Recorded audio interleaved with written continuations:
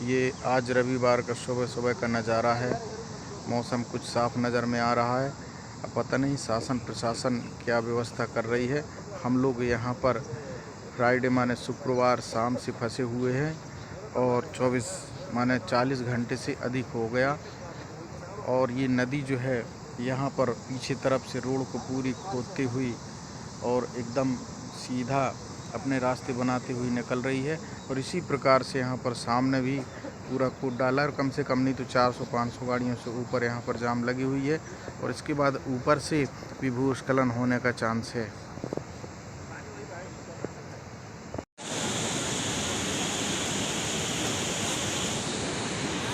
सेठ जी,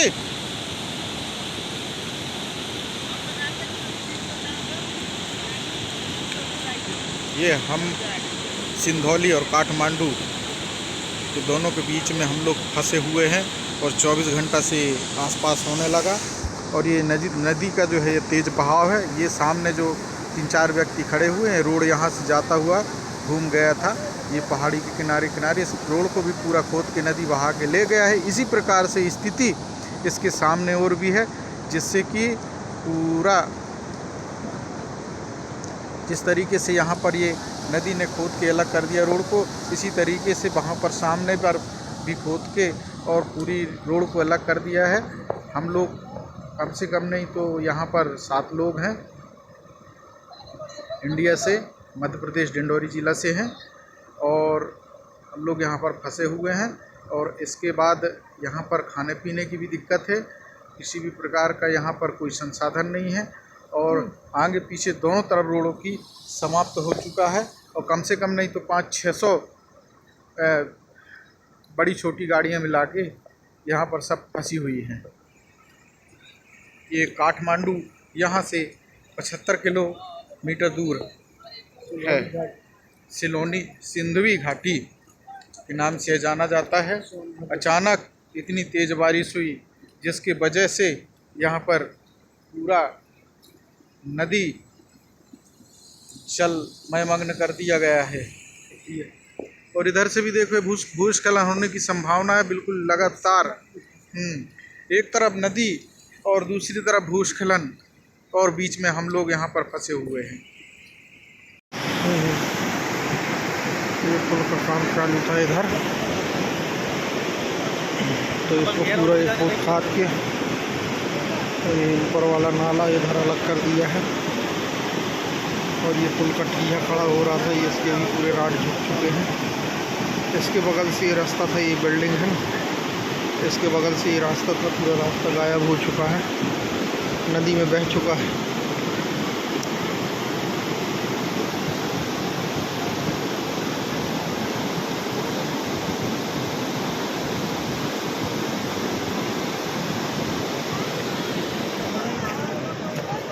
इस तरफ भी बहुत सारे लोग फंसे हुए हैं, सबकी हालत ख़राब है।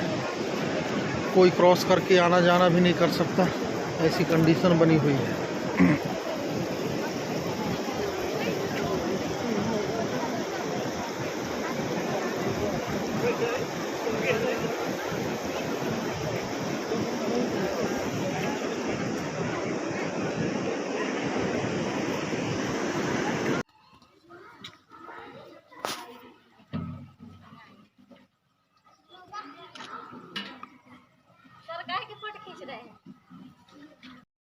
चलो यस थोड़ी पास से करो। हम 7 लोग नेपाल में सिंदूरी डिस्ट्रिक्ट के मंगल तार से 1 किलोमीटर पूरब की ओर टापू में फंसे हुए हैं मैदान में। शासन से हमारा मदद की गुहार है कि आप हमारी मदद करें, क्योंकि आगे भी रोड और पीछे भी रोड 8-8, 10-10 किलोमीटर बह गई है, नदी में बह गई है और हम लोग बीच मझधार में फंसे हुए हैं। यहाँ हमें किसी भी प्रकार की सुविधा उपलब्ध नहीं हो पा रही है और हम लोग कम से कम महीनों लग जाए घर नहीं निकल पाएंगे। आपसे हमारा विनम्र निवेदन है कि हमारी आप मदद कीजिए। सरकार इस पे तुरंत एक्शन ले और हमें यहाँ से निकालने का कार्रवाई करे ताकि हम लोग यहाँ से अपने घर सुरक्षित पहुँच सकें। बहुत ही ज़्यादा समस्या है, महीनों 2 महीना 3 महीना भी लग सकती है। इस टाइप से बातें हो रही हैं यहाँ पे। इस तरह से पूरी पहाड़ रोड एक समान समझ में आ रहा है, यहाँ से किसी तरह से जाने का कोई संभावना नहीं आ रही है।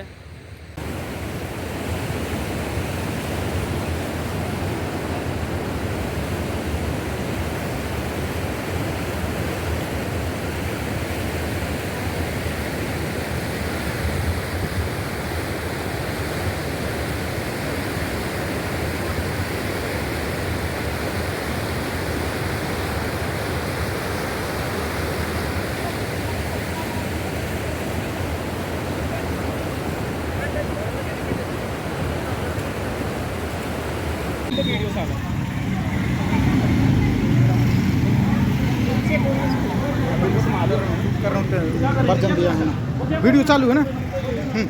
चलो यहाँ है ना।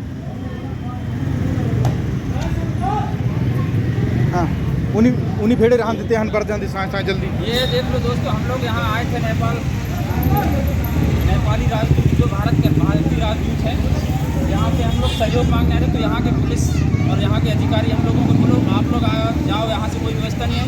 ये है भारतीय राजदूत का अधिकारियों का कहना, और हम लोग बहुत परेशान हैं। कोई सहयोग हमारे यहाँ के राजदूत जो भारतीय राजदूतों से कोई सहयोग नहीं मिल रहा है। ऐसे राजदूत रखे हैं हमारे देश के प्रधानमंत्री और राजनेता लोग हैं। हम लोग यहाँ नेपाल का सरकार है जो हमको वहाँ से यहाँ तक लेके आई है। और ये देखिए हम लोगों को यहाँ से पैदल भगा दिया गया, गेट बंद कर दिया गया। हमारे लिए कोई व्यवस्था नहीं है, हम लोग यहाँ फंसे हुए हैं और यहाँ के भारतीय नागरिक। ये पुल का काम चालू था इधर, तो इसको पूरा एक फुट खाद के तो ये ऊपर वाला नाला इधर अलग कर दिया है। और ये पुल का ठिया खड़ा हो रहा था, ये इसके भी पूरे राड झुक चुके हैं। इसके बगल से ये रास्ता था, ये बिल्डिंग है, इसके बगल से ये रास्ता था, पूरा रास्ता गायब हो चुका है, नदी में बह चुका है।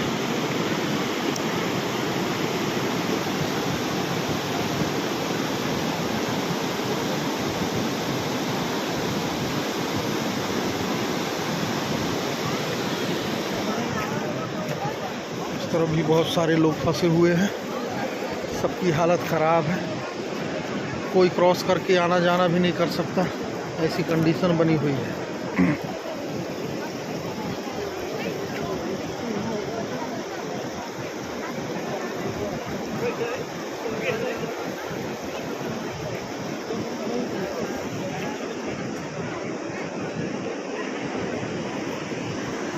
हमने कंप्लेन किया, एमबीसी वालों ने कंप्लेन में हमको बताया कि इनको इंडियन को मत उठाइए, मंडल ताड़ से इनको मत उठाइए, हम उठवाएंगे। इन्होंने नेपाल आर्मी को बताया। नेपाल आर्मी को हम बहुत बहुत धन्यवाद देते हैं कि नेपाल आर्मी ने हमको वहाँ से उठा के ले आके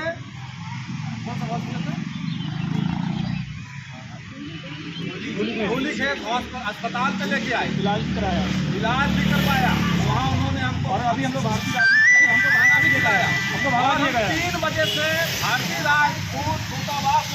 दूतावास में यहाँ कार्यालय में बैठे थे। हमें यहाँ पे आरपी सिंह ने कोई रिस्पॉन्स नहीं दिया, और अभी हम लोग जा रहे हैं भटकते हुए नेपाल में, हमको कुछ पता नहीं है। और 1 लाख रुपए हम लोग टैक्स पेमेंट करते हैं, और भारत सरकार कहती है, अभी हमने न्यूज़ देखा है कि जो फंसे हुए लोग हैं 2 दिन पहले हमने रेस्क्यू करके ऑपरेशन करवा के निकलवा लिया है, लेकिन अभी तक भारत का एम्बेसी में पता नहीं है कि कितने लोग कहाँ पे फंसे हैं। ये समझ में आता है कि हम अपने दूतावास को ये समझ के आए थे कि हमारा घर है, हमारे को थोड़ा अच्छे से रिस्पॉन्स करेंगे, हमें सही गाइडलाइन करेंगे। यहाँ पे हमको बोले 7,500 रुपये दो और हम तुम्हारा पासपोर्ट बना के तुमको भारत भेजेंगे। तो इसका मतलब यहाँ पे रिश्वतखोरी होती है। दूसरा बात, हमारा भारत का न्यूज़ चैनल जो चला रहा है कि नेपाल में फंसा हुआ आदमी को रेस्क्यू कर रहे हैं, और भारत के मंत्री ने बताया, नेता ने बताया 2 दिन पहले रेस्क्यू किए। आज हमारी शकल और हालात और और इन बच्चों का शकल कोई देखे कि क्या कंडीशन में हम लोग फंसे हैं। इस कंडीशन की वजह से साफ जाहिर होता है कि भारत देश की मीडिया भी गलत तरीके से न्यूज को प्रोवाइड कर रही है। हमारा हाथ जोड़कर मीडिया वालों से निवेदन है, कृपया करके गलत तरीके से न करें। ओ भैया, जो ये है ना, ये कहाँ से आए हो आप लोग? इंडिया से। इंडिया से तो आए हो, अभी कहाँ से आए हो? अभी हम लोग जान बचा के वहाँ पर जब फंसे थे ना, मंगलतार से आए। मंगलतार। हम लोग डिंडोरी जिला से थे, जिसमें हम 7 लोग नेपाल पशुपतिनाथ मंदिर के दर्शन करने आए थे। 24 तारीख को शाम को निकले थे घर से और बिहार होते हुए जनकपुर से दर्शन करते हुए हम लोग आ रहे थे काठमांडू। बीच रास्ते सिंधौली घाट जो मालठार करके पहाड़ी है, जहाँ पे भारी बारिश की वजह से लैंडस्लाइड हुआ, जिसमें हम सभी लोग फंस गए थे और भी लोग थे।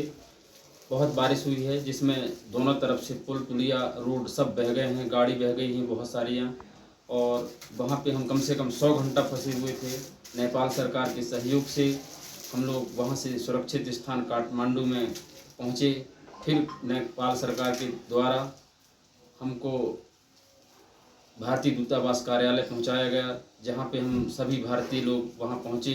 हमारे साथ में रीवा, जबलपुर से और भी साथी लोग थे। सभी लोग कम से कम 31 लोग थे जो भारतीय दूतावास कार्यालय में पहुँचे थे।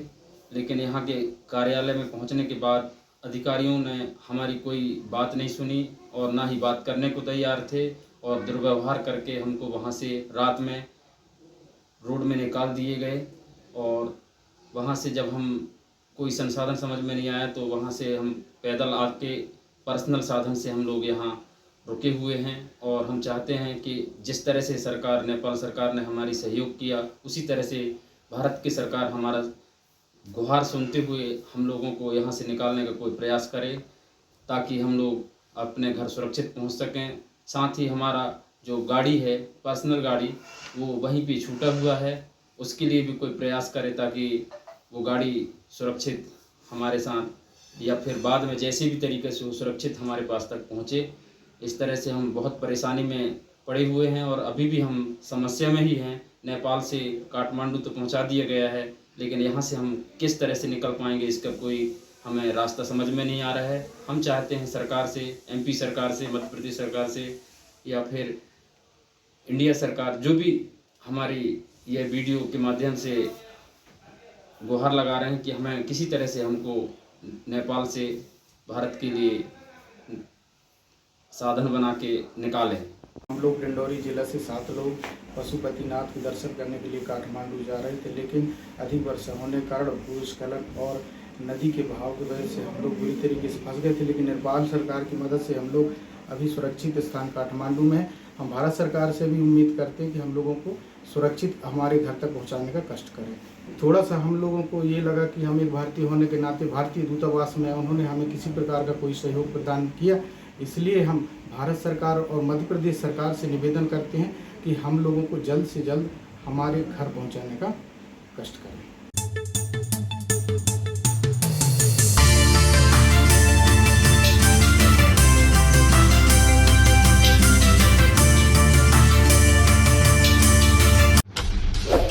मोर टिटोरी चैनल के सब्सक्राइब करा अपडेट के लाने घंटा बजावा।